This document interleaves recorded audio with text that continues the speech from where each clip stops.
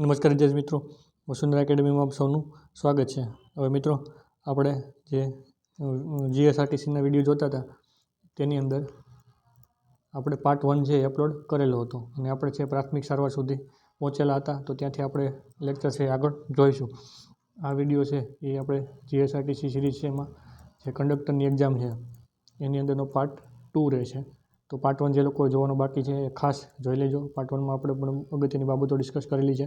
હવે આપણે આ પાર્ટ 2 છે એમાં આગળ વધીશું અને બીજા કેટલાક જીએસઆરટીસીને લગતા ફેક્ટ છે એની લગતી ફેક્ટ છે, પછી નિગમની કેટલીક માહિતી છે જે સીધી પરીક્ષામાં પૂછાઈ શકે છે તેના વિશે પણ વાત કરીશું. તો ખાસ કરીને જે લોકોએ પાર્ટ 1 જોવાનું બાકી છે તો પાર્ટ 1 છે એ ખાસ જોઈ લેજો.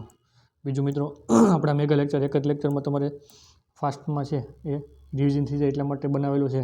તો વિડીયોને જો લાઇક કરવાનું બાકી હોય તો તમે લાઇક કરી દેજો, વિડીયોને તમારા મિત્રોમાં શેર કરી દેજો અને ચેનલ સબસ્ક્રાઈબ કરવાની બાકી હોય તો સબસ્ક્રાઈબ કરવાનું ના ભૂલતા. તો આપણે આવા છે વિડીયો ઘણા બધા લઈને આવતા રહીશું. આ તમારા રિસ્પોન્સ ઉપર રહેશે કે આપણે કેટલા વિડીયો લાવીએ. તો વિડીયોને ખાસ કરીને લાઇક, શેર અને સબસ્ક્રાઈબ કરવાનું ભૂલતા નહીં.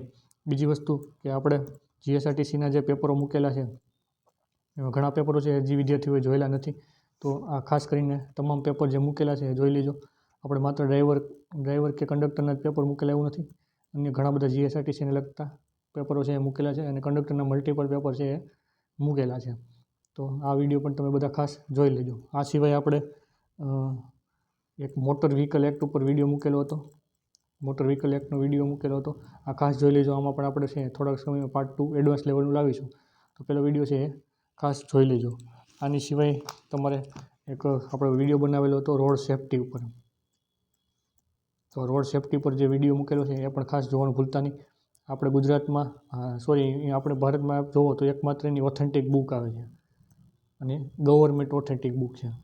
તો આ બુકમાંથી આપણે રોડ સેફ્ટી છે એની તમામ બાબતો છે એને કવર કરેલી છે. તો આ ખાસ જોઈ લેજો. અહીંયા આપણે નિશાનીવાળા પ્રશ્નો છે એમાં તમારે એક પણ પ્રશ્ન ખોટો નહીં પડે, કારણ કે બધા પ્રશ્નો છે અહીંથી પૂછાવાના ચાન્સ છે. તો રોડ સેફ્ટીનો વિડીયો છે એને પણ ખાસ જોઈ લેજો. તો આપણે અહીંયા છે વિડીયોને અહીંથી આગળ વધારીશું. તો ગયા વિડીયોમાં આપણે પ્રાથમિક સારવાર સુધી પહોંચેલા હતા. તો પ્રાથમિક સારવારથી આપણે આગળ કન્ટિન્યુ કરીશું. હવે જો તમારે ચેનલ જોડાવાનું બાકી હોય તો અમારી ટેલિગ્રામ ચેનલ છે એ અહીંયાથી ખાસ જોડાઈ જજો, અથવા તો તમને ડિસ્ક્રિપ્શન છે ત્યાં નીચે ડિસ્ક્રિપ્શન બોક્સ આવશે ત્યાં આપણે લિંક પણ આપેલી છે. ત્યાંથી તમારે જોડાવવું હોય તો પણ તમે ટેલિગ્રામ ચેનલમાં જોડાઈ શકો છો. જ્યાં તમને વિડીયો છે એની PDF છે અવેલેબલ થઈ જશે. હવે આ વસ્તુ આપણે જોઈ ગયા હતા, પણ ઝડપથી રિવિઝન કરી લઈએ. તો પ્રાથમિક સારવાર એટલે શું? મૂળ પ્રાથમિક સારવાર કહેવાય કોને? તો સતત જ્યારે કોઈ વ્યક્તિ છે એને ઈજા થાય અથવા તો તે ગંભીર રીતે ઘવાય છે, ત્યારે એને શ્વાસોશ્વાસમાં તકલીફ પડે છે. તેવા સંજોગોમાં વ્યક્તિને નજીકની હોસ્પિટલે લઈ જવામાં આવે છે. પરંતુ હોસ્પિટલ લઈ જતાં પહેલાં જે દર્દીને આપવામાં આવતી જે સારવાર હોય એને કહેવાય છે પ્રાથમિક સારવાર. જેમાં એનો મુખ્ય ઉદ્દેશ્ય શું હોય? તો લોહી જે વહેતું હોય એ અટકાવવું, કૃત્રિમ રીતે શ્વસન આપવું જેવી બાબતોનો સમાવેશ થાય છે અને જેના લીધે દર્દીનો છે એ જીવ બચાવી શકાય છે. આ સારવાર એક ફર્સ્ટ એડ સારવાર તરીકે પણ ઓળખાય છે. આ બાબતો આપણે જોઈ હતી. આ પરીક્ષામાં તમને સીધા ફેક્ટ છે એ પૂછાઈ શકે. તો ખાસ યાદ રાખવું. પ્રાથમિક સારવારની આપણે ડેફિનેશન કમ્પ્લીટ જોઈ લીધી છે. ત્યાંથી હવે આપણે પ્રાથમિક સારવારમાં આગળ વધીએ.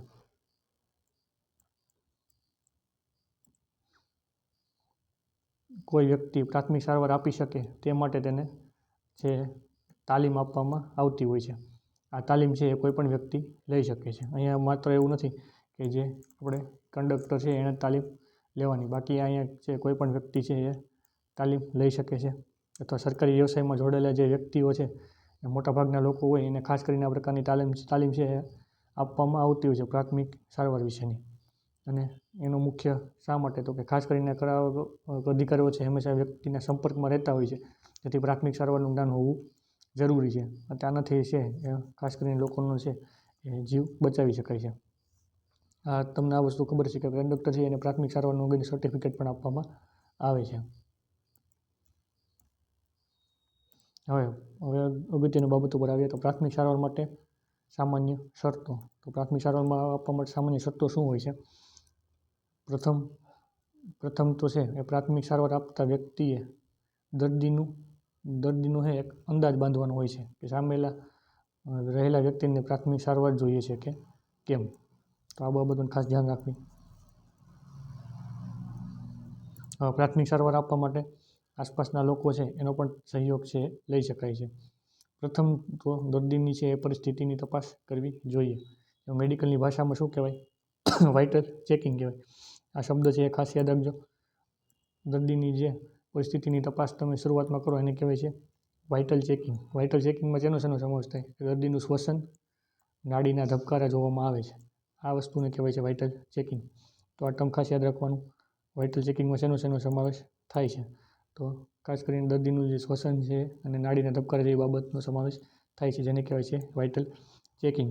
હવે કોઈ પુખ્ત વયનો દર્દી છે એનું શ્વસન તમે જુઓ તો, અથવા તો તમને પરીક્ષામાં પૂછવામાં આવે તો 1 મિનિટની અંદર છે એ 16 વખત શ્વસન કરે છે. એટલે 16 શ્વસન પ્રતિ મિનિટ. આ કોઈ પણ વ્યક્તિ છે એનો શ્વસનનો દર એટલો હોય છે 16 શ્વસન પ્રતિ મિનિટ. જ્યારે નાડીના ધબકારા ઓલમોસ્ટ બધાને ખબર છે. નાડીના ધબકારાની સંખ્યા કેટલી હોય છે? 72 બીટ્સ પર મિનિટ. એટલે કે આપણું હૃદય છે એ 72 વખત ધબકે છે. એટલે નાડીના ધબકારા પણ એ જ વસ્તુ છે.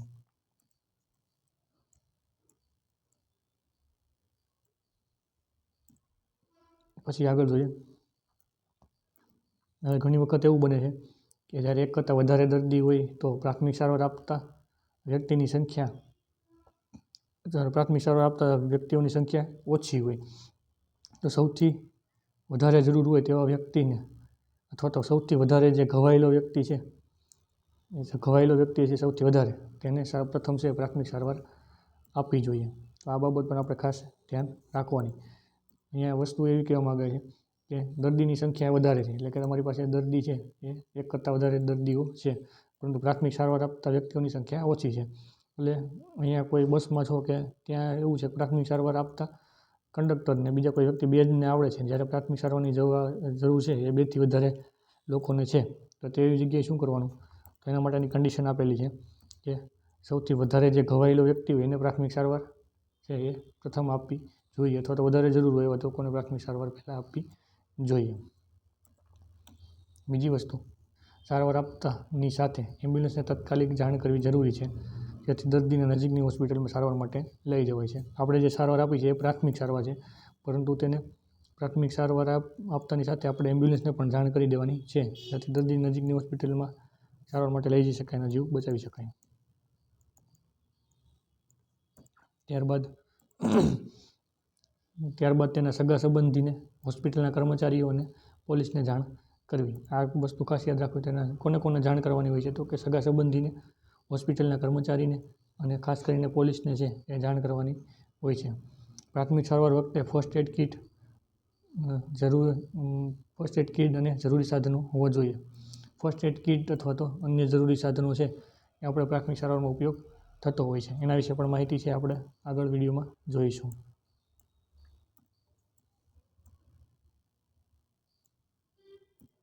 હવે શ્વાસની તકલીફ સમયે, જેમ કે અસ્થમા છે, શ્વાસની તકલીફમાં શું થઈ શકે? અસ્થમા છે કે પછી હાર્ટ એટેક જેવી પરિસ્થિતિ આવે તો સૌપ્રથમ દર્દીને, અહીંયા પ્રોસિજર આપણે શું રહેશે? સૌપ્રથમ દર્દીને છે એ આરામદાયક પોઝિશનમાં સુવડાવવો, એટલે આરામદાયક પરિસ્થિતિમાં એને લાવવાનો, અથવા તો એને સુવડાવી દેવાનો. પછી એના કડક કપડાં છે એ એકદમ ઢીલા કરવા. આનાથી શું થશે? એ વ્યક્તિ છે પ્રોપર રીતે છે એ શ્વસન કરી શકે, એટલે કે શ્વાસ લઈ શકે. એના માટે શું કરવાનું? એના કપડાં છે એકદમ ઢીલા કરી દેવાના. પછી આજુબાજુના લોકોને સાઈડમાં ખસેડી દેવા, જેથી દર્દીને શ્વસનનો માર્ગ છે એ મોકળો થઈ જાય. અને હજી સરળતા માટે એને એક ઢીલું કપડું, અથવા તો તમે એમ કહી શકો કે ચાદર ઓઢાડવી. એ કપડું હોય એકદમ ઢીલું હોવું જરૂરી છે. તો આ વસ્તુ પ્રાથમિક સારવારમાં જે બાબતો આપી એ ખાસ ધ્યાન રાખવાની. અસ્થમા અને હાર્ટ એટેક જેવી પરિસ્થિતિ હોય, એટલે કે જ્યારે ગંભીર પરિસ્થિતિ હોય તો ખાસ કરીને પેલા દર્દીને આરામદાયક પોઝિશનમાં લઈ આવવાનો. પછી એના કડક કપડાં છે, કડક કપડાં એને ઢીલા કરી દેવાના અને આજુબાજુ લોકોને સાઈડમાં ખસેડી દેવાના, અને શ્વસનનો માર્ગ છે એ મોકળો થઈ જાય. અને સરળતા માટે તમે ચાદર ઓઢાડી શકશો. આ માટે કંડક્ટર પાસે ડાયરી હોવી જોઈએ કે જેમાં રૂટમાં આવતી હોસ્પિટલો, ફાયર બ્રિગેડ તથા પોલીસની સંપૂર્ણ વિગતની નોંધ અને નંબર રાખવા. હવે જ્યારે પ્રાથમિક સારવારની જરૂર પડે એના માટે આપણે અગાઉથી શું તૈયારી રાખવી જોઈએ કંડક્ટરે, તો કે એની પાસે એક ડાયરી હોય તો તેમાં હોસ્પિટલનું લિસ્ટ પણ હોવું જોઈએ કે પોતાનો જે રૂટ છે એ રૂટમાં કઈ કઈ હોસ્પિટલો આવે છે, જેથી જાણ કરવામાં છે સરળતા રહે. બીજું વસ્તુ છે ફાયર બ્રિગેડને જાણ કરવી જોઈએ. બસમાં કે અન્ય કોઈ જગ્યાએ આગ લાગે તો ઝડપથી એ જે કંડક્ટર એને જાણ કરી શકે એના માટે ફાયર બ્રિગેડ અને એના રસ્તામાં આવતા પોલીસ સ્ટેશન, આ બધું ખાસ યાદ રાખવું. એના રૂટમાં આવતા હોય એનું ખાસ ધ્યાન રાખવું, જે ડાયરીમાં નોંધેલું હોવું જોઈએ. પછીની બાબત છે કૃત્રિમ શ્વસન કઈ રીતે આપવું જોઈએ. આપણે બાબત જોઈશું કૃત્રિમ શ્વસન વિશે.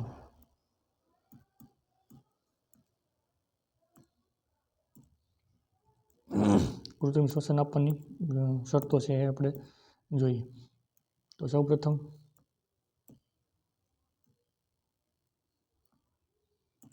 કૃત્રિમ શ્વસનને આપણે શું કહેવાય, ઇંગ્લિશ શબ્દ એના માટે કેવો વપરાય છે, તો તેને કહેવાય છે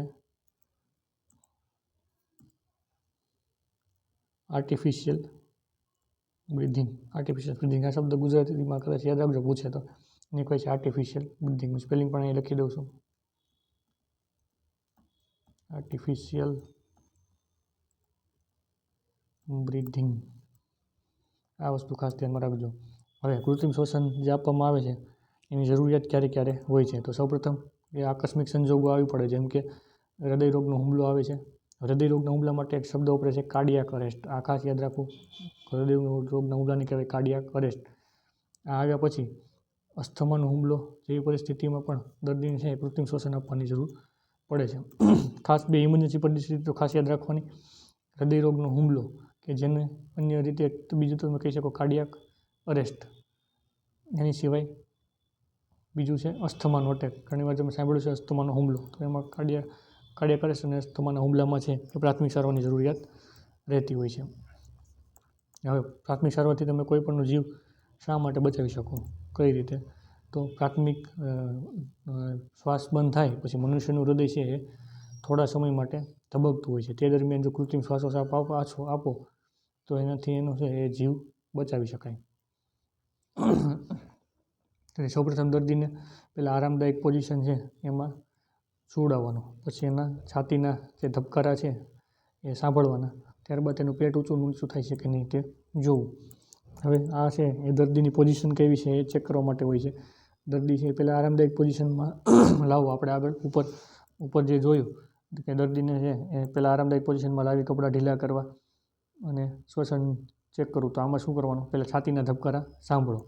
તો છાતી નજીક કાન રાખીને તેને છાતીના ધબકારા સાંભળો છે ચાલુ છે કે નહીં બંધ તેનું જાણ પ્રાથમિક સારવાર આપતી વખતે હોવું જોઈએ. પછી એ શ્વાસ લે છે કે નહીં તે જોવા માટે શું કરવું, કે પેટ ઊંચું નીચું થાય છે કે નહીં તે જોવું. આપણે બધી વસ્તુ ડિટેલમાં જોઈએ છે, જેનાથી જે તમને પ્રશ્નો છે એ ઘણીવાર પ્રશ્નો છે એ સેન્ટેન્સના સ્વરૂપમાં પૂછાય તો પણ કામ આવે. જો પેટ ઉપર નીચે ના થતું હોય તો કાર્ડિયાક મસાજની સાથે સાથે કૃત્રિમ શ્વસન પણ આપવાની જરૂર પડે છે. હવે આ બાબતે ખાસ નોંધી લેજો કે પેટ ઉપર નીચે ન થતું હોય તો આપણે જે CPR આપશું, CPR એટલે કાર્ડિયો પલ્મોનરી રિસેક્શન. આ ખાસ આનું ફૂલ ફોર્મ છે યાદ રાખજો, કાર્ડિયો પલ્મોનરી રિસેક્શન. એને કહેવાય છે CPR, ટેકનિકલ કે મેડિકલ ભાષામાં કહેવાય છે CPR. હવે CPR આપવાની સાથે સાથે જો એનું પેટ ઉપર નીચે ના થાય તો જ આપણે કૃત્રિમ શ્વસન આપવાનું છે, બાકી કૃત્રિમ શ્વસન આપવાની જરૂર રહેતી નથી. તો આ તમને સેન્ટેન્સમાં કે સીધો પ્રશ્ન પૂછાઈ શકે છે. હવે આપણે પોલીસ માટે એના માટે ફરજિયાત નથી, પણ બહારના દેશો છે એને જે પોલીસ હોય છે કે ગવર્મેન્ટ અધિકારી હોય છે એને CPR બધાને પ્રાઇમરી છે એ પ્રાઇમરી હેલ્થની છે ટ્રેનિંગ આપવામાં આવતી હોય છે, અને આનું સર્ટિફિકેટ છે માત્ર 1 વર્ષ માટે માન્ય હોય છે. એટલે જેવું 1 વર્ષ થાય તો ફરીથી આ પોલીસ કે ગવર્મેન્ટના અધિકારીઓ છે એને આ સર્ટિફિકેટ છે એને રિન્યૂ કરી લેવાનું હોય છે, જે આપણે અહીંયા એવું હોતું નથી.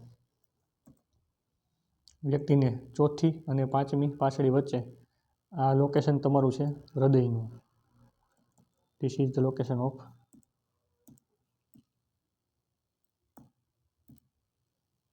હાર્ટ. ક્યાં આપવાનું, ચોથી અને પાંચમી પાસળી વચ્ચે. ખાસ યાદ રાખજો વ્યક્તિની ચોથી અને પાંચમી પાસળી વચ્ચે બંને હાથ વડે જોરથી દબાણ આપવું. સાથે દર્દીનું નાક બંધ કરી કૃત્રિમ શ્વસન આપવું. તમને પૂછે કૃત્રિમ શ્વસન કઈ રીતે આપવું, તો દર્દીનું છે એ નાક છે એ ખાસ કરીને બંધ કરો પછી કૃત્રિમ શ્વસન આપવું, જેથી દર્દીનું પેટ ઉપર આવતું દેખાશે. પુખ્ત વયની વ્યક્તિ છે એને 1.5 થી 2 સેકન્ડ જ્યારે અને 16 થી 14 વખત છે એ 14 થી 16 વખત છે એ શ્વાસ આપવો. આ પ્રોસીજર રાખી છે એ ખાસ યાદ રાખી લેવાનું. પહેલાં તો બ્રિધિંગ આર્ટિફિશિયલ આપણે CPR આપીએ છીએ. એ CPR સૌપ્રથમ ક્યાં આપવાનું, તો ચોથી અને પાંચમી પાંચળીની વચ્ચે. બીજી વસ્તુ, બંને હાથથી જોરથી દબાણ આપવાનું છે. હવે કૃત્રિમ શ્વસન આપો એટલે દર્દીનું નાક બંધ કરી અને કૃત્રિમ શ્વસન આપવું. એટલે આ જેવું કૃત્રિમ શ્વસન તમે આપશો એટલે દર્દીનું પેટ છે ઉપર નીચે આવતું દેખાશે. એટલે તમને ખબર પડશે કે શ્વસન છે એ બરોબર અપાય છે કે નહીં. હવે પુખ્ત વયની વ્યક્તિ હોય ને 1.5 થી 2 સેકન્ડ લેખે એવી રીતે તમારે 16 થી 14 વખત છે એ શ્વાસ આપવો. આ તમે એવી રીતે યાદ રાખી શકો. આપણે હમણાં જોયું કે કોઈ પણ દર્દી હોય તો એનું શ્વસનનો દર કેટલો હોય છે, પ્રતિ મિનિટ 16 થી 18. પરીક્ષામાં લગભગ 16 એક જ ઓપ્શન આપેલો હોય તો તમારે ટીક કરી દેવાનું કે 16 શ્વસન પ્રતિ મિનિટ કોઈપણનો શ્વસન દર હોય છે. હવે એક ખૂબ જ અગત્યની શરત કે કેવા સંજોગોમાં છે કૃત્રિમ શ્વાસ આપવો જોઈએ નહીં. તો અહીં ખાસ યાદ રાખો, જો દર્દીએ છે કોઈ ઝેરીલો પદાર્થ લીધો હોય કે દર્દીના શરીરમાં કોઈ ઝેરી પદાર્થ દાખલ થયો હોય. ઝેરી પદાર્થ લીધો હોય એનો મતલબ કે એ એવું ઝેરી પદાર્થ કે બીજાને પણ નુકસાન પહોંચાડી શકે છે. એના માટે જે દર્દીએ ઝેરી પદાર્થ કોઈ લીધો હોય તો આપણે કૃત્રિમ શ્વસન આપવાનું થતું નથી. બીજી વસ્તુ, શરીરમાં જો કોઈ ઝેરી પદાર્થ દાખલ થયો હોય, જેમ કે કોઈ એવું પ્રાણી તેને કોઈ એવું કરડે છે કે જે પશુ પક્ષી પ્રાણી છે એ ખૂબ જ ઝેરીલું હોય તો પણ તેને શ્વસન છે એ આપવાનું થતું નથી. કેમ નહીં આપવાનું થતું આ બધાને ખ્યાલ આવી ગયો છે, જેથી બીજામાં છે એ ફેલાઈ ના શકે એટલા માટે.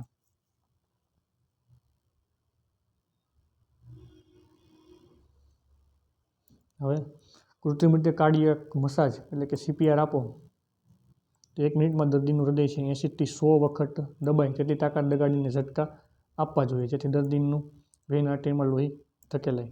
દર્દીને કેટલું શ્વસન આપવાનું, તો દર્દીનું મિનિટ છે આપણું હૃદય ધબકતું હોય છે કેટલી વાર, 72 ટાઈમ્સ. આપણે જે કાર્ડિયાક મસાજ એટલે કે CPR આપીએ છીએ એ દર્દીનું હૃદય છે 80 થી 100 વખત ધબકે એ રીતે આપવાનું અને ઝટકા સાથે આપવાનું. આમ કરવાથી એવું શું થાય કે દર્દીની વેઇન અને આર્ટરી એમાં લોહી ધકેલાય. મનુષ્યનું જે હાર્ટ હોય છે એની અંદર ડિફરન્ટ છે એ વેઇન અને આર્ટરી આવેલી હોય છે. આમાં લોહી ધકેલાય એના માટે આપણે એટલું આદરથી છે એ શ્વસન કાર્ડિયાક મસાજ છે આપવાની છે. પછી છે રક્તસ્રાવમાં સારવાર. અહીંયા કેટલાક ફેક્ટ આવે છે એ પણ તમારે ખાસ ધ્યાન રાખતા જવાના, પણ પ્રાથમિક સારવારનો ભાગ છે. રક્તસ્રાવ એટલે સિમ્પલ ભાષામાં કહીએ તો જેને ઇંગ્લિશમાં કહેવાય છે બ્લીડિંગ, અથવા તો ગુજરાતીમાં આપણે જેને કહીએ છીએ લોહી વહી જવું, એને કહેવાય છે રક્તસ્રાવ. હવે આ પરિસ્થિતિમાં આપણે શું કરવાનું, પહેલાં તો થોડુંક ડેટા યાદ રાખી લેવાનું. કોઈ પણ તમને એવરેજ પૂછે તો કોઈ પણ વ્યક્તિમાં છે 5 લીટર જેટલું લોહી હોય છે, પરંતુ એ સ્પેસિફિક કહીએ તો પુરુષની અંદર 5 થી 6 લીટર જેટલું લોહી હોય, ત્યારે સ્ત્રીઓમાં 4 થી 5 લીટર જેટલું લોહી હોય છે. અને એવરેજ આંકડો પૂછે તો ખાસ યાદ રાખવાનું 5 લીટર જેટલું લોહી શરીરમાં હોય છે. હવે કોઈ ઈજા થઈ જાય અને પરિસ્થિતિમાં લોહી વહી જાય તો તેને કહેવાય રક્તસ્રાવ.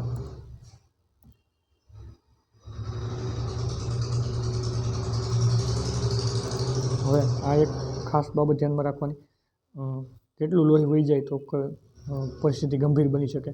તો કુલ લોહીના છે એ અંદાજિત 10% જેટલું લોહી વહી જાય તો ગંભીર પરિસ્થિતિનું નિર્માણ થાય છે. રક્તસ્રાવ ખૂબ લાંબા સમય સુધી થાય તો વ્યક્તિનું મૃત્યુ પણ થઈ શકે છે અને તેને તાત્કાલિક સારવાર આપવાની જરૂર આવી પડે છે. મનુષ્યના શરીરમાં કુલ લોહીના 10% લોહી વહી જાય, આપણે આ વસ્તુ જોઈએ 10% લોહી વહી જાય ત્યારે ગંભીર પરિસ્થિતિનું નિર્માણ થશે. હવે આવા જે સંજોગ ઊભો થાય ત્યારે સારવાર આપવામાં આવતી વખતે સૌપ્રથમ જે જગ્યાએ લોહી વહેતું હોય તે જગ્યા પર કડક પાટો બાંધી દેવું, જેથી લોહી છે એ વહેતું અટકાવી શકાય અથવા તો ધીમું પાડી શકાય. જો અત્યંત લોહી વહેવાનું ચાલુ જ રહેતું હોય તો પાટો બાંધીને તે જગ્યા પર રૂમાલ કે કપડું જોરથી દબાણ આપી રાખવું જોઈએ, જેથી તે જ્યાં સુધી તેને હોસ્પિટલે પહોંચાડવામાં ન આવે. આ બાબત એકદમ સિમ્પલ છે, બધાને સમજાઈ જાય એવી છે કે લોહી વહેતું અટકાવવા માટે આપણે શું કરવાનું, કડક પાટો બાંધી દેવાનો, એટલે એનું લોહી છે એ વહેતું અટકી જાય અથવા તો ધીમું પડી જાય. અને જો લોહી વહેવાનું ચાલુ હોય તો જ્યારે પાટાની જગ્યાએ એક રૂમાલ કે કપડું બાંધવું, જેથી આપણે છે એમાં છે જોરથી ગાંઠ પણ લગાવી શકાય એના માટે. અને જ્યાં સુધી હોસ્પિટલે નથી પહોંચ્યા ત્યાં સુધી આ કપડું બાંધી રાખવાનું. પાટો કે દબાણ લાંબા સમય સુધી ન રાખી શકાય, જે દર્દીને જેમ બને તેમ નજીકની હોસ્પિટલમાં છે એમ હોસ્પિટલમાં લઈ જવામાં આવે. એટલે દર્દીને છે તેમ પહેલાં આપણે હોસ્પિટલમાં લઈ જવાનું છે, કેમ કે આ કપડાથી લાંબો સમય સુધી કોઈ સારવાર કે ફાયદો થતો નથી, માત્ર છે બ્લીડિંગ છે અટકે છે. જ્યારે વ્યક્તિનું બ્લડ પ્રેશર ઘટે અને શરીરના અંગો જેવા કે કિડની છે, મગજ છે, લીવર છે કે ફેફસા સુધી લોહી ના પહોંચે ત્યારે આ પરિસ્થિતિને કહેવાય શોક લાગવો, અને દર્દીને બેચેનીનો અનુભવ થાય અને ચક્કર આવે અને તરસ લાગે છે. આના સિવાયની એક પરિસ્થિતિ એવી છે કે જ્યારે વ્યક્તિનું બ્લડ પ્રેશર ઘણીવાર ઘટતું હોય, તમે જોયું હોય તો બ્લડ પ્રેશર ઘટે ત્યારે ચક્કર આવવું અને ખૂબ તરસ લાગવું, આવા પ્રકારની સમસ્યા થાય છે. તેનું મુખ્ય કારણ શું હોય કે શરીરના અંગો તમે લઈ લો, કિડની છે, બીજું લઈ લો મગજ છે, લીવર છે અથવા તો ફેફસા હોય ત્યાં સુધી લોહી પહોંચતું નથી. હવે આ પરિસ્થિતિને શું કહેવાય, તો ખાસ યાદ રાખવું, અને કહેવાય શોક લાગવો. આ ઇલેક્ટ્રિક શોકની વાત નહીં, આ બીજા શોકની વાત છે. શોક લાગવો એટલે કે દુઃખ લાગવું એની પણ વાત નથી. આને કહેવાય મેડિકલની ભાષામાં છે શોક.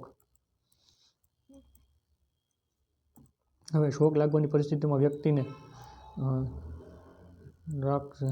છોડાવી રાખો વધારે અનુકૂળ રહે છે, જેમાં દર્દીને સતત જગાડી રાખો. વ્યક્તિને સુડાવવાના બદલે શું કરવાનું, સતત જગાડી રાખવો, જેથી તેનો જીવ બચાવી શકાય. હવે જીવ બચાવવા માટે તમે એને ચા આપી શકો, કોફી આપી શકો, જેવા પીણા છે એ આપી શકો, પણ એ માદક પીણા છે એ આપવાના નથી. જેવા કે આલ્કોહોલ હોય તો આલ્કોહોલ આપવાનો થતો નથી, પણ ચા કોફી કે પીણા આપી શકાય. હવે જો તમને પ્રશ્ન પૂછવામાં આવે આપણે પરીક્ષામાં કે શોક લાગવાની પરિસ્થિતિ છે તેમાં તમે દર્દીને ઠંડા ગરમ પીણા આપી શકો, તો હા આપી શકો, ચા કોફી જેવા પીણા આપી શકો. કેમ કે એની ટ્રીટમેન્ટ કઈ રીતે થાય છે, તો એને સતત જગાડી રાખવાના લીધે થાય છે. તો સતત જગાડી રાખવું હોય તો આ પીણા આપી શકો, પરંતુ માદક પદાર્થ જેવા કે આલ્કોહોલ કંઈ આપવાનું હોતું નથી. તો આ બાબત છે એ ખાસ ધ્યાન રાખવી. પછી અગત્યની બાબત કે ઈજા પામેલ વ્યક્તિને હોસ્પિટલમાં જઈ જતી વખતે સૂતેલી હાલતમાં હોય, સ્થિર હાલતમાં હોય તે જોવું. બેભાન થયેલા વ્યક્તિને થોડો સમય જગાડી રાખવા પ્રયત્ન કરવો. અને દર્દીને હોસ્પિટલે લઈ જવામાં આરામદાયક હોય અથવા તો વાહન છે આરામદાયક હોય તો વાહનનો ઉપયોગ કરવો. વખતો વખત જે ડૉક્ટર અથવા તો મેડિકલ સ્ટાફ દ્વારા જે સલાહ આપવામાં આવે છે તેને પાળવી. એટલે જ્યારે હોસ્પિટલમાં લઈ જાઓ તો ત્યારે વ્યક્તિ છે હંમેશા આરામદાયક પોઝિશનમાં હોવો જોઈએ. અને એમાં ખાસ બાબત ધ્યાન રાખવાની, વ્યક્તિને જગાડી રાખવો.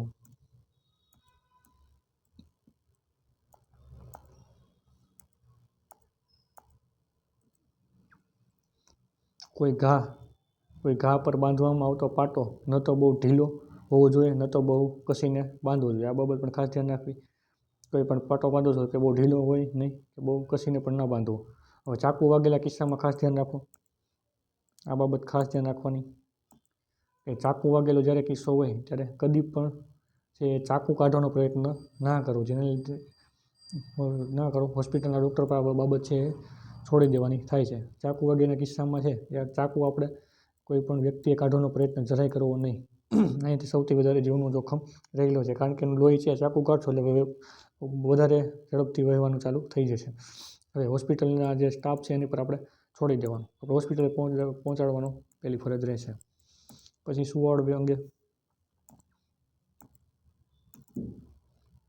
કેટલીક બાબતો જોઈ લઈએ.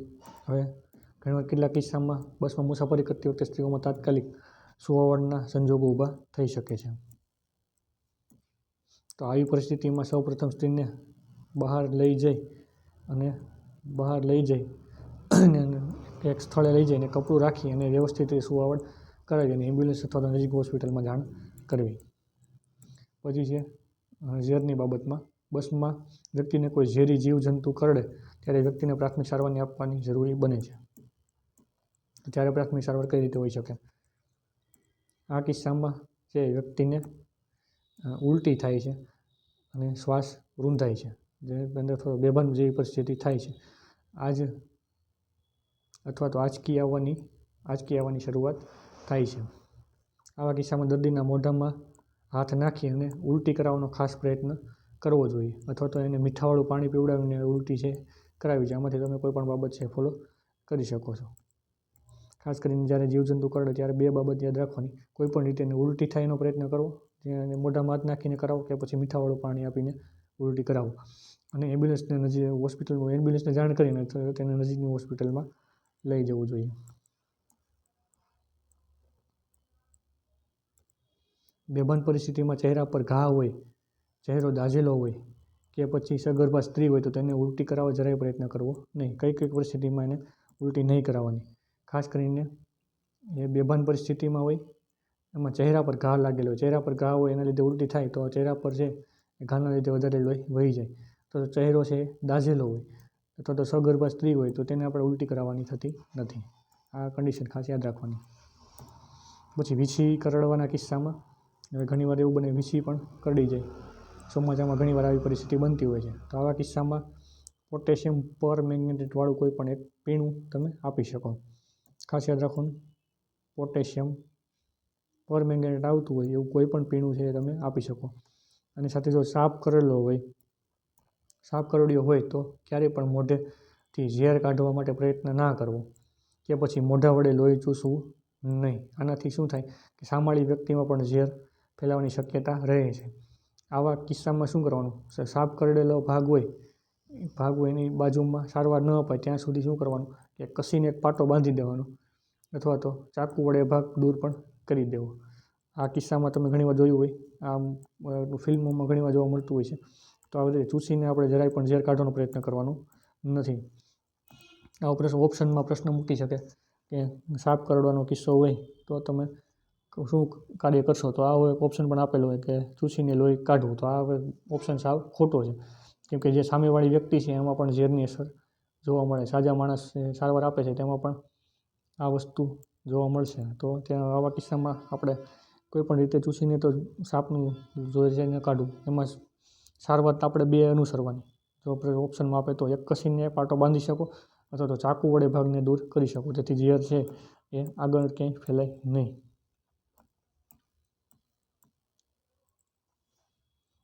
બીજું વસ્તુ, શ્વાસનળીમાં જ્યારે કોઈ વસ્તુ ફસાઈ જાય તો શ્વાસ રૂંધાવાની શરૂઆત થાય ત્યારે પીઠ પર થાપા મારવા. શું કરવાનું, પીઠ પર થાપા મારવા. અને શ્વાસ લેવામાં તકલીફ પડે ત્યારે બારીઓ ખોલી દેવી અને દર્દીને પાછળ ઊભા રહી 2 હાથ વડે પાંસળી પૂરી થાય તે ભાગ એટલે કે પેટના સેજ ઉપરના ભાગે 2 હાથ વડે દબાણ આપવું. અને મેડિકલ ભાષામાં કહેવાય ચોકિંગ. આ ખાસ યાદ રાખવું. આપણે જે દૂર કરવાની જે પ્રોસિજર છે કોઈ ગળી ગયેલી વસ્તુને કહેવાય ચોકિંગ. હવે આ પ્રોસિજર શું કહેવા માગે છે, ધારો કે અહીંયા કોઈ વ્યક્તિ છે એને ચોકિંગની જરૂર પડે છે, તો આ બીજા વ્યક્તિએ શું કરવાનું, એની એક્ઝેક્ટ પાછળ ઊભા રહી અને અહીંયા આપણે પ્રયત્ન કરીએ. આ કોઈ વ્યક્તિ છે તો અહીંયા એક પેટના નીચેના ભાગે, અહીંયા બધી પાછળી છે, અહીંયા પાછળથી સેજ નીચે 2 અને પાછળ એક વ્યક્તિ ઊભો છે. હવે આ વ્યક્તિ છે એ પાછળની સેજ નીચે એના બંને હાથથી છે એક પ્રેશર આપશે, દબાણ આપશે, જેનાથી મોં વડે અહીંયા જે વસ્તુ છે એ બહાર કાઢી શકાય. તમને આવું પૂછે કે ચોકિંગ હોય એમાં જે સામેવાળો સારવાર આપનાર વ્યક્તિ ક્યાં ઊભો હોય, તો એ દર્દીની પાછળ ઊભો છે. આ ખાસ યાદ રાખવું. આ વસ્તુને કહેવાય ચોકિંગ. જો તમારે વિડીયો જોવો તો યુટ્યુબમાં આના વિડીયો જોઈ શકો છો અને તમને પણ ઉપયોગી થશે. એકદમ સિમ્પલ ટેકનિક છે, એ પણ શીખી શકાય છે. તો આ વસ્તુ ક્યારે આપવાની, ક્યારે તો શ્વાસનળીમાં કંઈ ફસાઈ જાય એટલે એની સાથે શું થશે કે શ્વાસ રૂંધાવાની શરૂઆત થઈ જશે. તો તેમાં 2 બાબત કરી શકો. એક, પીઠ પર થાપા મારી શકો અથવા તો તમે ચોકિંગ આપી શકો. તો ચોકિંગમાં શું કરવાનું, પહેલાં તો બારી બધી ખોલી અને શ્વસન માર્ગ મોકળો કરવાનો. પછી દર્દીની પાછળ ઊભા રહી બંને હાથ વડે પાછળી પૂરી થાય ત્યાં અને પેટના સહેજ ઉપરના ભાગે એટલે કે પેટના ભાગે બંને હાથ વડે દબાણ આપવું, એને કહેવાય ચોકિંગ. હોસ્પિટલે લઈ જતી વખતે જે દર્દીને જે ભાગે વાગેલું હોય તે ભાગનું હલનચલન ના થાય અથવા તો તે ભાગ સ્થિર રહે એનો પ્રયત્ન ખાસ કરવો. હવે જે વાગેલું હોય એ ભાગ છે એ હંમેશા આપણે સ્થિર રાખવાનો પ્રયત્ન કરવાનો છે. હવે આનું આપણે આ કઈ રીતે કરશું એ પણ તમને સમજાવી દઈએ. હવે આને મેડિકલની ભાષામાં કહેવાય છે રાઈસ. આ તમને પૂછાઈ શકે છે રાઈસ. આ દર્દીને જ્યારે વાગેલું હોય ત્યારે સૌપ્રથમ છે એ આ ટ્રીટમેન્ટ છે એ ફોલો કરવામાં આવતી હોય છે. જે તમે સ્પોર્ટ્સમાં જોયું હોય પેરામેડિકલ સ્ટાફ છે એ કોઈ સ્પોર્ટ્સ એથ્લીટની ઇન્જરી થાય ત્યારે આ વસ્તુ ફોલો કરે છે. આ કઈ રીતે થાય છે હું તમને હમણાં કહું છું. સૌપ્રથમ છે એનું હલનચલન છે એ આપણે અટકાવવાનું છે જ્યાં સુધી હોસ્પિટલે ન લઈ જાઓ ત્યાં સુધી. હવે રાઈસનો મતલબ શું થાય? તો રાઈસમાં આર એનો મતલબ થાય છે રેસ્ટ. બીજું છે આઈનો મિનિંગ થાય આઈસિંગ. રેસ્ટ એટલે આરામ, આઈસિંગ એટલે બરફની મસાજ આપો એ. પછી સીનો મતલબ થાય છે કમ્પ્રેશન. કમ્પ્રેશન એટલે દબાણ. અને ઈનો મતલબ થાય છે એલિવેશન. આ વસ્તુ ખાસ યાદ રાખવી. આખો રાઈસ પ્રિન્સિપલ છે તમારે યાદ રાખવાનું. RICE rice. આનું થશે રેસ્ટ. રેસ્ટ એટલે કે એક આરામદાયક પોઝિશનમાં એ જ્યાં હલનચલન ન થાય તે માટે શું કરો? વાગેલો ભાગ હોય તેને પહેલાં તો આરામ આપવાનો, રેસ્ટ આપવાનું. ત્યાં આઈસિંગ એટલે કે બરફ ઘસવાનું.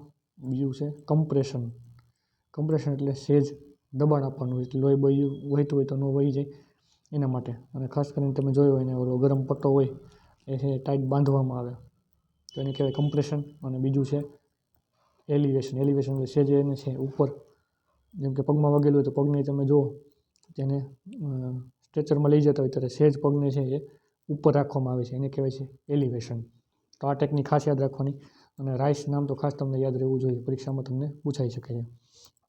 હવે કે એનું એડવાન્સ વર્ઝન છે આપણે જોયું રાઈસ પ્રોટોકોલ. હવે એનું ક્યાંક ને ક્યાંક એડવાન્સ વર્ઝન આવેલું છે, એને કહેવાય છે પ્રાઇસ. ખાલી માત્ર આગળ પી લાગે છે. પીનો મતલબ શું છે તમારે સર્ચ કરવાનો છે, એકદમ ઇઝી છે. જો વિચારો તો અહીંયા આવડી જાય, બાકી તમે સર્ચ કરી લેજો. બાકી આ રાઈસ પ્રિન્સિપલ મેં તમને કીધું એ ખાસ યાદ રાખો.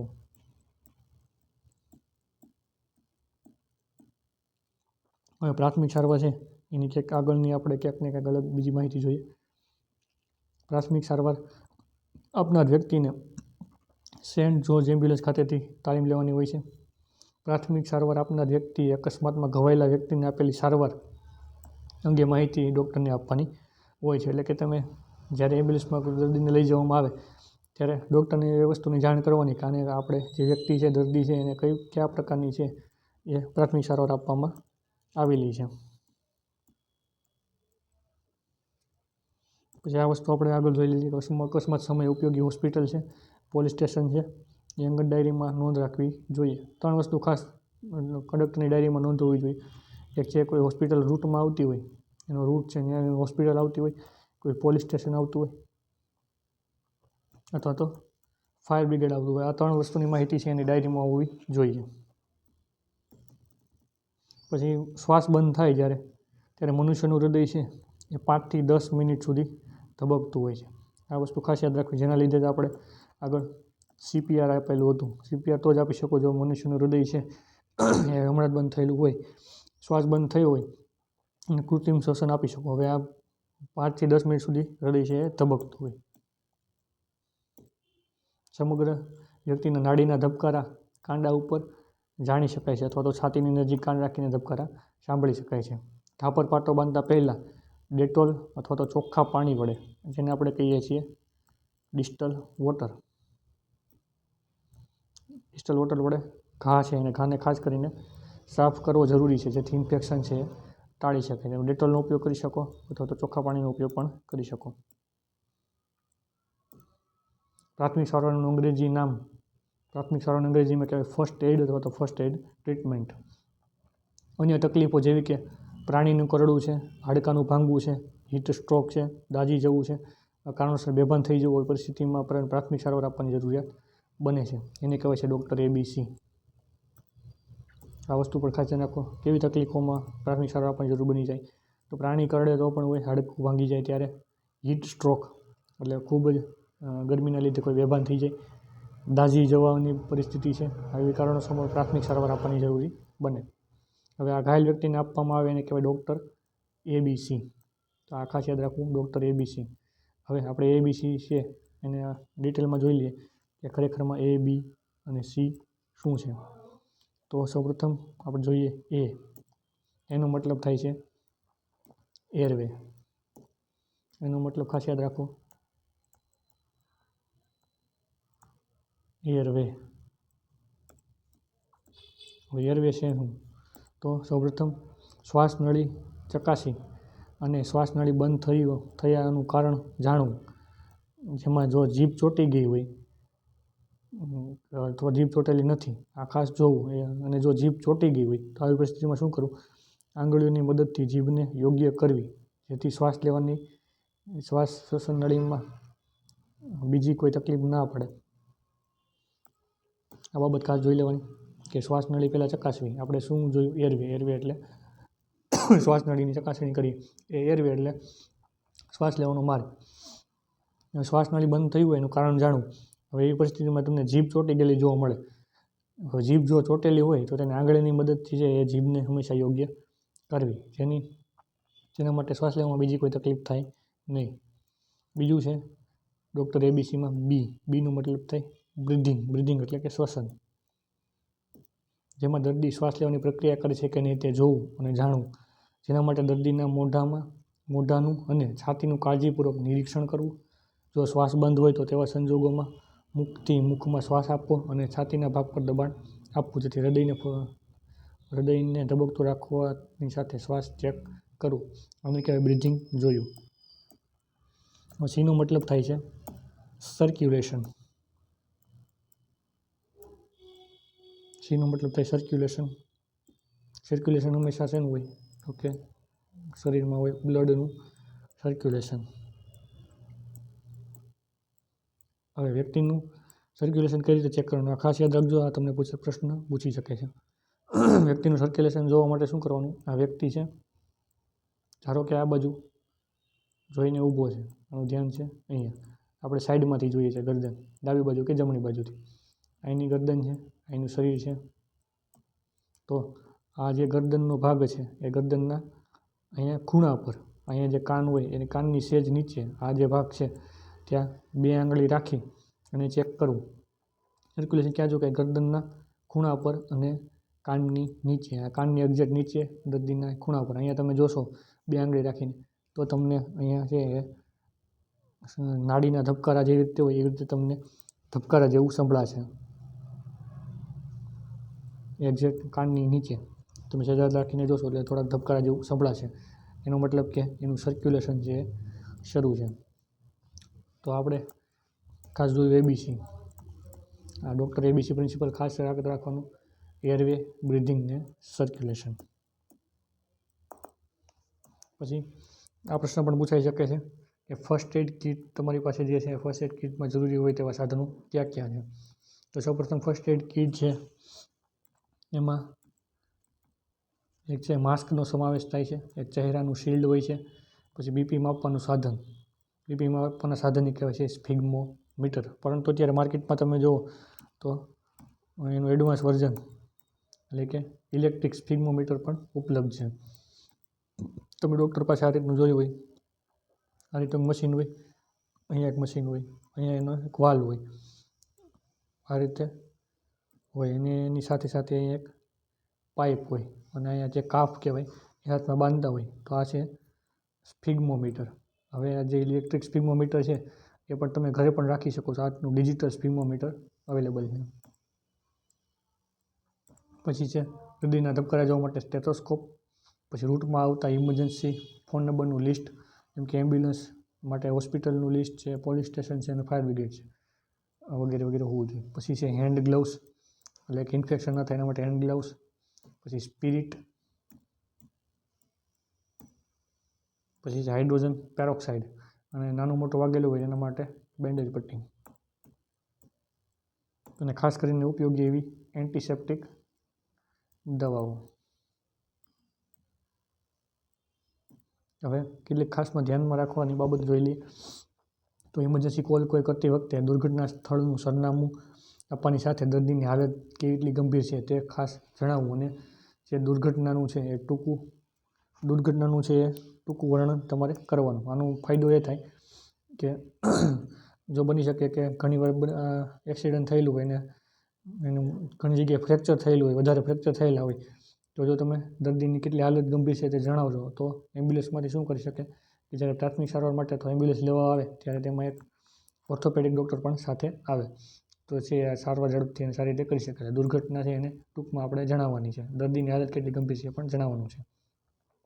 પછી પુખ્ત વયના વ્યક્તિમાં પલ્સ એટલે કે નાડીના ધબકારા 72 ધબકારા પ્રતિ મિનિટ હોય છે. આ પ્રતિ મિનિટ છે, ખાસ યાદ રાખજો. જે બાળકોમાં છે એ નોર્મલથી વધારે હોય છે, એમાં ધબકારા હોય છે 100+ હોય છે. પછી શ્વસન દર આપણે જોઈ લીધો. પુખ્ત વયના વ્યક્તિમાં શ્વસનની પ્રક્રિયા 16 શ્વાસ પ્રતિ મિનિટ જેટલી હોય છે. હવે કેટલીક સામાન્ય દવાની જાણકારી છે આપણે જોઈ લઈએ. હવે મધમાખી કરડવાના કિસ્સામાં ક્યારે કઈ દવા અપાય? એન્ટીહિસ્ટેમાઇન પ્રકારની દવા અપાય છે. જેમ કે તમને એસિડિટી થાય, તો એના માટે જે દવા આવે છે એની કેટેગરી આવે છે, એની કહેવાય છે એન્ટાસિડ.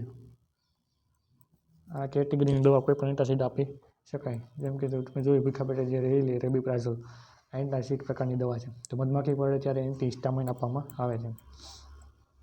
પછી સુગર લેવલ ઘટે ત્યારે કોઈ ગળી વસ્તુ કે ચોકલેટ આપી શકો. હવે એસિડિટી થાય ત્યારે એન્ટાસિડ દવાઓ આપી શકાય.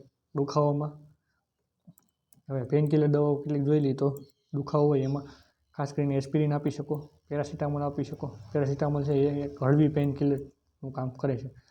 જ્યારે થોડોક વધારે દુખાવો થતો હોય ત્યારે જે દવા આપવામાં આવે એને કહેવાય છે એસેક્લોફેનાક, અથવા તો એની સાથે અત્યારે પેરાસિટામોલનું કોમ્બિનેશન આવે છે એને કહેવાય એસેક્લોફેનાક એન્ડ પેરાસિટામોલ. આ પ્રકારની દવા પણ માર્કેટમાં અવેલેબલ છે.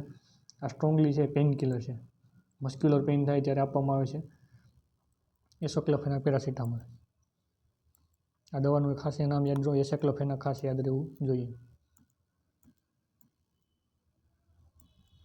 પછી એમ્બ્યુલન્સ માટે 108 નંબર ડાયલ કરવો. આ નંબર કોઈપણ વ્યક્તિના ફોનમાંથી ડાયલ કરી શકાય છે, ભલે એનો પાસવર્ડ આપણને ખબર ના હોય. નેટવર્ક ન હોવાના સમયગાળામાં પણ આ નંબર ડાયલ કરી શકાય છે, કારણ કે ઇમરજન્સી નંબર જ્યારે ડાયલ કરવામાં આવે ત્યારે નજીકના કોઈપણ સિગ્નલને લઈને ડાયલ થતો હોય છે. આ બાબત છે આપણા તો બહુ કામની નથી, પણ જોઈ લે જ્યારે એમ્બ્યુલન્સમાં તમે 108 નંબર અથવા તો કોઈપણ ઇમરજન્સી નંબર ડાયલ કરો છો, જેમ કે પોલીસનો નંબર 100 છે કે 101 છે, ફાયર બ્રિગેડનો નંબર, આ પ્રકારના નંબર તમે ડાયલ કરશો, જો ઇમરજન્સી નંબર હશે તો તમે કોઈપણનો ફોન લઈને ડાયલ કરી શકશો. પાસવર્ડની અહીંયા આપણે જરૂર હોતી નથી. કેમ કે અહીંયા એવું થાય કે કોઈ વ્યક્તિ ફોન કોલ કરે છે, ઇમરજન્સી નંબર છે અને નજીકનો ટાવર, અહીંયા જો નજીકનો કોઈ ટાવર ઉપેલો છે અથવા તો નેટવર્ક માટેનું ટાવર છે.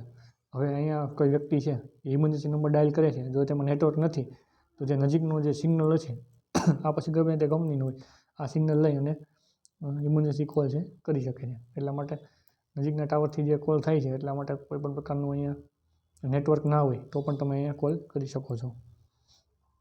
આપણે જોયું છે જંગલમાં જે સેટેલાઇટ ફોન વપરાતા હોય છે, એનું કારણ જ એ છે કે અહીંયા જે પૃથ્વી છે,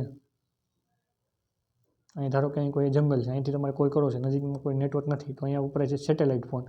એટલે કે અહીંયા જે ઉપગ્રહો તરતા મૂકેલા છે, તમે જોયું છે સોલાર પ્લેટ સાથેના ઉપગ્રહો તરતા મૂકેલા છે, અહીંયાથી સિગ્નલ છે એ ઉપગ્રહ થ્રુ અહીંયા જે બીજા કોલને કોલ કરો છો ત્યાં જતું હોય છે. એટલા માટે કોઈ પણ પ્રકારનું છે એ સિગ્નલની જરૂર હોતી નથી.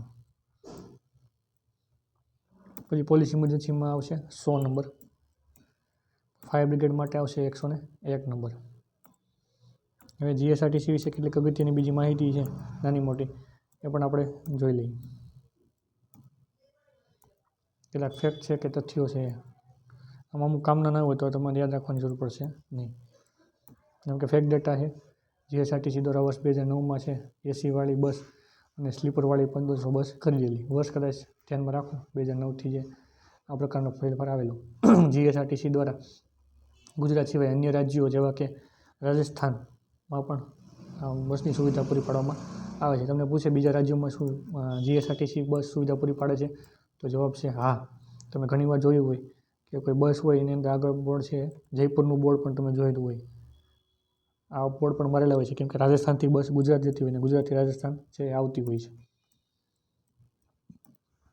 હવે નિગમમાં કોઈ પણ કર્મચારીઓ કામ કરતા હોય તો એને વર્ગ 4ના કર્મચારીઓ તરીકે બોનસ ચૂકવવામાં આવે છે. આ બધા કર્મચારીઓ છે વર્ગ 4ના કર્મચારી કહેવાય છે. ઈ ટેન્ડરિંગ સિસ્ટમની સ્થાપના જીએસઆરટીસી દ્વારા કરવામાં આવેલી.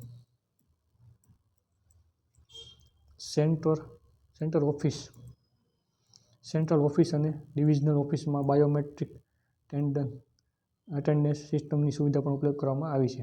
જીએસઆરટીસીની ઓફિશિયલ વેબસાઇટ ખાસ યાદ રાખજો, www.gsrtc.in.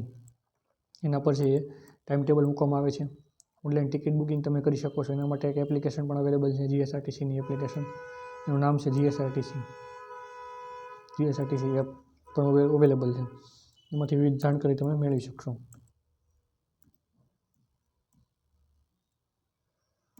જીએસઆરટીસી દ્વારા RFID પબ્લિક સ્માર્ટ કાર્ડની પણ સુવિધા ઉપલબ્ધ કરવામાં આવી છે. RFIDનું ફૂલ ફોર્મ યાદ રાખો, કોમ્પ્યુટરમાં તમે જોયેલું છે.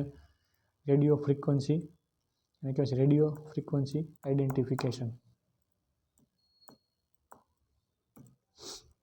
જીએસઆરટીસી દ્વારા આપવામાં આવેલી માહિતી દ્વારા ગુજરાતના 98% ગામોને આવરી લેવામાં આવે છે તથા 99% ગુજરાતની વસ્તીને આવરી લેવામાં આવી છે. એટલે મોટાભાગના લોકોને આનો લાભ અત્યારે છે મળી રહ્યો છે.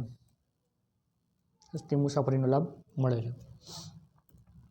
પછી ગુજરાતનગરી બસ સેવાઓમાં પરિવહન લેવામાં આવતું વધારાના ભાડાની માહિતી કોલમ 5માં ઉલ્લેખિત કરવામાં આવે છે, જેની રાજ્ય પરિવહન ઓથોરિટી દ્વારા પ્રાદેશિક સત્તામંડળ મંજૂરી આપેલી હોવી જોઈએ.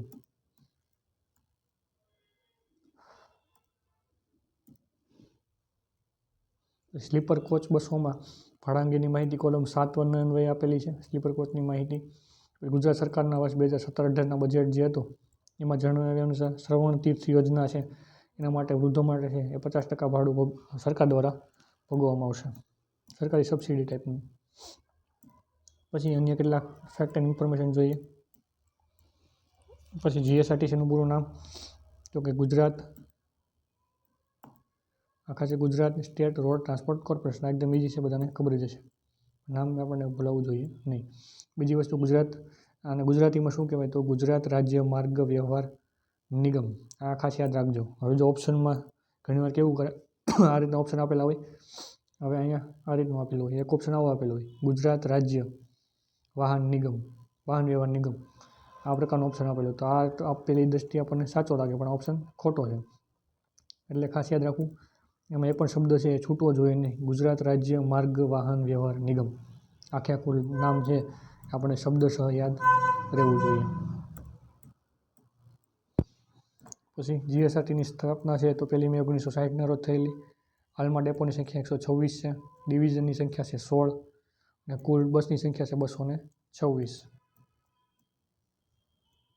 8000થી વધારે બસો કાર્યરત છે. આંકડો કોઈ યાદ રાખવાની જરૂર નથી. કુલ બસ સ્ટેન્ડ સિવાયની પિકઅપ સ્ટેન્ડ 50થી વધારે છે. એટલે બસ સ્ટેન્ડ સિવાય પણ બસ એ તમને પિકઅપ કરતી હોય છે. બસોમાં ડીઝલ તથા હાલ ઘણી બધી સીએનજી બસો પણ કાર્યરત છે. હાલ તમને ખબર છે કે આપણે ઇલેક્ટ્રિક બસો પણ અવેલેબલ છે. જીએસઆરટીસીની સ્થાપના સમયે ડેપોની સંખ્યા કુલ 76 અને ડિવિઝનની સંખ્યા કુલ 7 હતી. જીએસઆરટીસી નિગમ દ્વારા હાલમાં local bus, express bus, diesel bus, Gurjarnagari, luxury, Volvo, sleeper coach જેવી બસોની સુવિધા પણ પૂરી પાડવામાં આવે છે.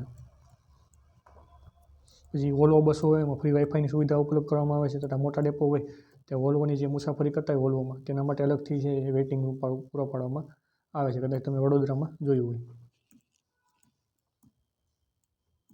જીએસઆરટીસી દ્વારા બસોનું જે મેન્ટેનન્સ કુલ 3 લેવલમાં કરવામાં આવે છે. કેટલા લેવલમાં? 3 લેવલમાં, જેમાં પહેલું આવે છે સેન્ટ્રલ વર્કશોપ દ્વારા, પછી 126 ડેપોના વર્કશોપ અને 16 ડિવિઝનલ વર્કશોપ. એટલે કે એનું જે રિપેરિંગ જે કામ કરતું હોય એ મુખ્ય 3 લેવલમાં થતું હોય. એક એનો મેઇન વર્કશોપ હોય છે, સેન્ટ્રલ વર્કશોપ. પછી 126 જેટલા ડેપો છે એટલા જ વર્કશોપ છે. ડેપો હોય એની અંદર એક વર્કશોપ આવેલો હોય જ્યાં બસનું રિપેરિંગ કામ થતું હોય. પછી 16 છે એ ડિવિઝન વર્કશોપ હોય છે. જીએસઆરટીસીના ટાયર ટ્રેડિંગ પ્લાન્ટની સંખ્યા છે કુલ 7. જીએસઆરટીસી નિગમને નેશનલ એવોર્ડ ફોર ફ્યુઅલ ઇકોનોમીનો એવોર્ડ મળેલો છે. કયો એવોર્ડ મળ્યો છે? National award for fuel economy, જે ફ્યુઅલ ડીઝલમાં શ્રેષ્ઠ એવરેજ લાવવા માટે મળેલી છે. આ એવરેજ 5.5 કિલોમીટર કરતાં વધારે અથવા તો 5.6 કિલોમીટર સુધી નોંધાયેલ છે. એટલે કે એવરેજ બસ કેટલી લીટરમાં ચાલે છે. જીએસઆરટીસી બસ દરરોજ 28 લાખ કિલોમીટર જેટલી મુસાફરી કરે છે. જીએસઆરટીસીમાં ગાંધીનગરનો ડેપો છે એને કહેવાય છે વિકાસ રૂટ. આ યાદ રાખજો.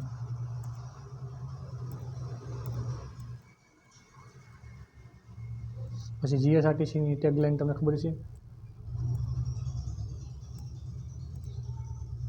આની ટેગલાઇન છે સલામત સવારી એસટી અમારી. જીએસઆરટીસીમાં મહિલાઓ છે, પછી દિવ્યાંગો છે, સ્વતંત્ર સેનાનીઓ છે, સંસદ સભ્યો છે અને ધારાસભ્યો છે. આના માટે સીટો અનામત રાખેલી હોય છે. આવા કઈ કઈ સીટો અનામત રાખેલી હોય છે આપણે આગલા વિડીયોમાં વાત કરી છે. મહિલાઓ માટે કઈ સીટ રિઝર્વ હોય છે, દિવ્યાંગો માટે, સ્વાતંત્ર્ય સેનાનીઓ માટે, સંસદ સભ્યો લઈ લો, ધારાસભ્યો લઈ લો, આના માટે અનામત રાખેલી હોય છે.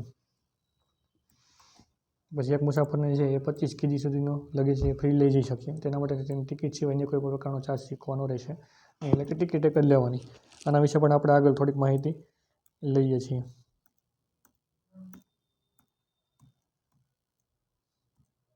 મુસાફરી રોજ મુસાફરી કરતા પેસેન્જરને 40% ડિસ્કાઉન્ટ પણ અપાય છે. કંડક્ટર વેબ બિલ એકાઉન્ટિંગ સિસ્ટમથી ડેપો અને કંડક્ટર સાથે જોડાયેલા હોય છે. જીએસઆરટીસીના તમામ ડેપો અન્ય કાર્યરત ઓફિસોમાં ઇન્ટરનેટનું નેટવર્ક જોડાણ છે એ જીસ્વાન દ્વારા કરવામાં આવે છે. જીસ્વાન એટલે તમને ખબર હશે, Gujarat state wide area network.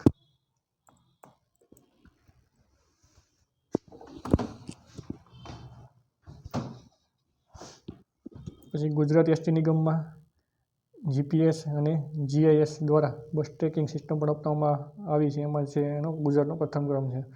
GSRTC નિગમ દ્વારા ડ્રાઈવરની સ્કિલ ટેસ્ટ માટે ઓટોમેટિક ડ્રાઇવિંગ ટેસ્ટિંગ સિસ્ટમ પણ અપનાવેલી છે. વિવિધ શહેરોમાં જીએસઆરટીસીના ડિવિઝનલ અલગ અલગ નામથી ઓળખાય છે. જેમ કે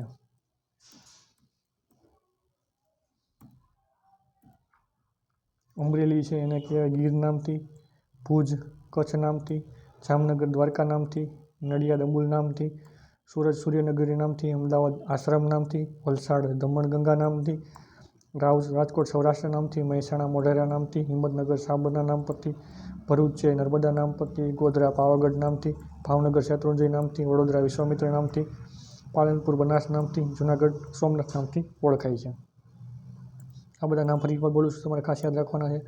જેમ કે પહેલાં અમરેલી લઈ લો તો એ ગીર, પછી ભુજ આવશે કચ્છ નામથી, જામનગર દ્વારકા નામથી, નડિયાદ છે અમૂલ નામથી, સુરત સૂર્યનગરી, અમદાવાદ આશ્રમ, વલસાડ દમણગંગા, સૌરાષ્ટ્ર રાજકોટ સૌરાષ્ટ્ર, મહેસાણા મોઢેરા, હિંમતનગર સાબર, પછી છે ભરૂચ નર્મદા, ગોધરા પાવાગઢ, ભાવનગર શેત્રુંજય, વડોદરા વિશ્વામિત્રી, પાલનપુર બનાસ અને જૂનાગઢ છે એ સોમનાથ.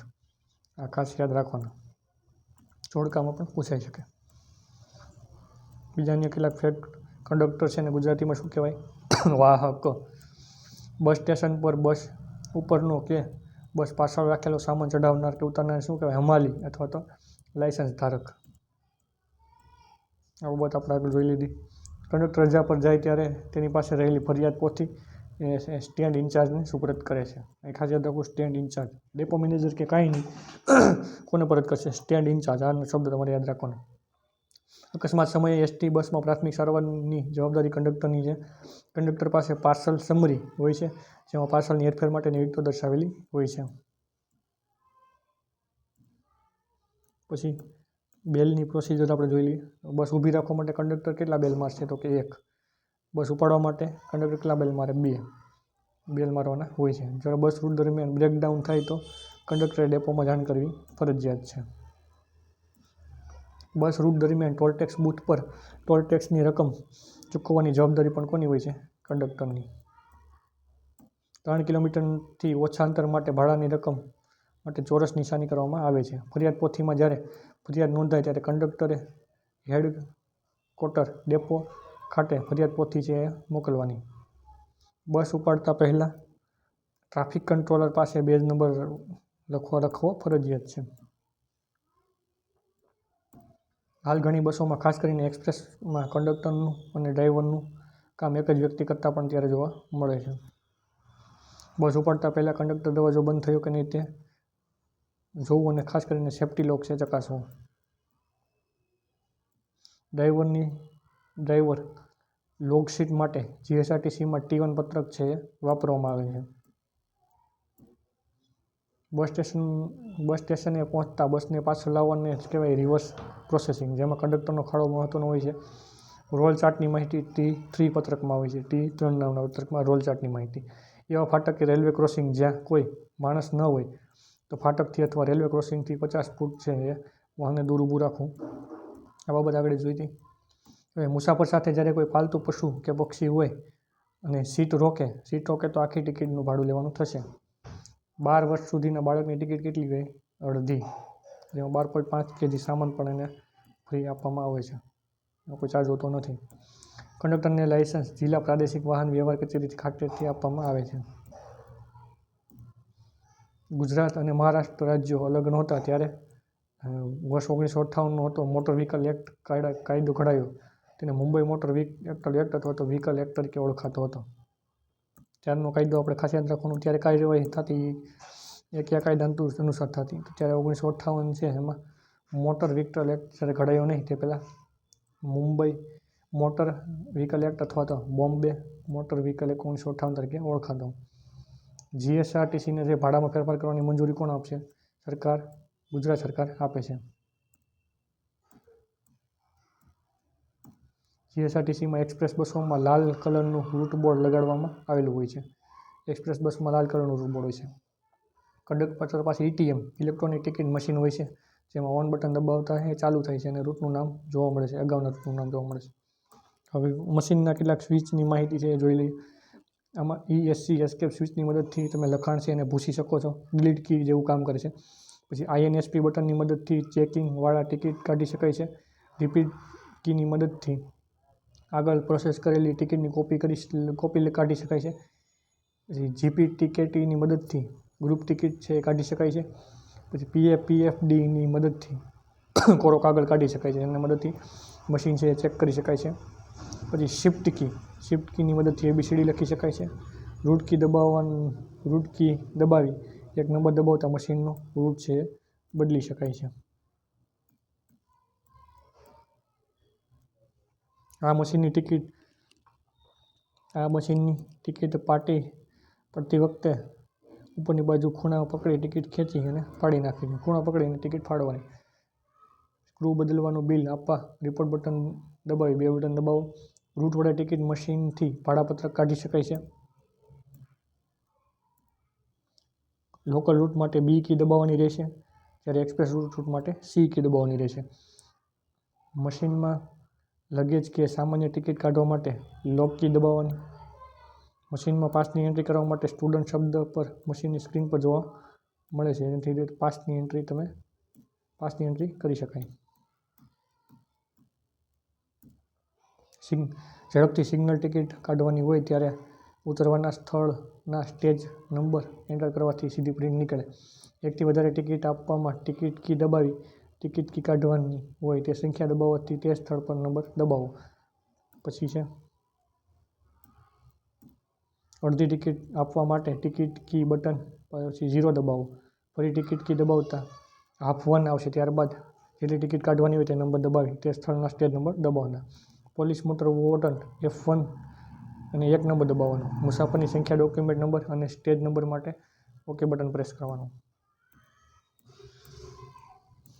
ટોલ ટેક્સની એન્ટ્રી માટે FN દબાવ્યા પછી 2 નંબર દબાવવાનો.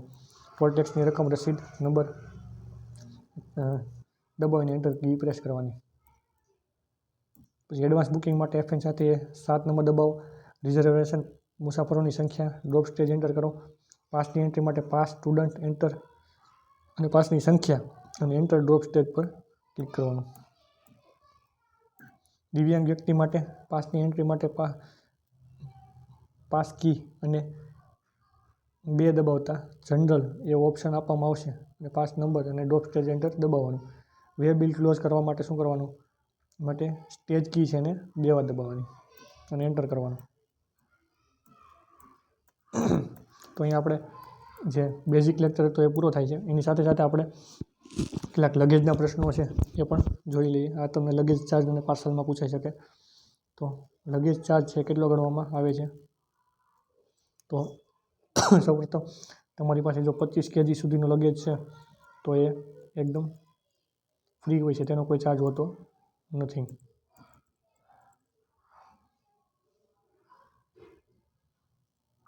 $25 kg લગેજ કોઈ પણ એક ટિકિટ સાથે ફ્રી આપવામાં આવે છે. હવે જો વધારાનો સામાન છે એ 0થી લઈ અને 20 kg સુધીનો છે તો તમારે અહીંયા 50 પૈસા છે એ કિલોમીટર દીઠ ચૂકવવાના થશે.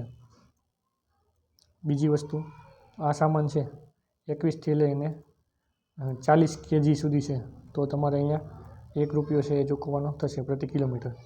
હવે આ સામાન છે એ 40થી લઈને 61 kg સુધી છે, 41થી 60 kg તો તમારે ચૂકવવાના થશે ₹1.5. પછી બીજું છે 61થી લઈ અને 80 kg તો તમારે ચૂકવવાના થશે ₹2. 81થી લઈને 100 kgના કિસ્સામાં ₹2.5 અને 101થી લઈ અને 120 આ કિસ્સામાં તમારે ચૂકવવાના થશે ₹3. તો આ ખાસ યાદ રાખવાનું. હવે બીજી વસ્તુ આપણે જોઈ લીધી, 25 kg ફ્રી છે તો પુખ્ત વ્યક્તિ માટે 25 kg અને બાળકો માટે 12.5 kg. તો આની પરથી આપણને દાખલા કઈ રીતે પૂછાઈ શકે? ધારો કે બસની અંદર છે એ 2 મુસાફરો સફર કરે છે અને સાથે સાથે 4 બાળકો છે. તો અહીંયા લગેજ ચાર્જ છે એ વધારાનો લગેજ ચાર્જ કેટલો થશે? તો વધારાનો લગેજ ચાર્જ ગણવો હોય તો તમારે પહેલાં ફ્રી લગેજ ચાર્જ કેટલો થાય એ કહી દેવાનો. જેમ કે અહીંયા 2 વ્યક્તિ છે તો એને 50 kg ફ્રી મળશે, જ્યારે બાળકો છે એને મળશે, એક બાળકને 12.5 એટલે 4ને મળશે 50 kg.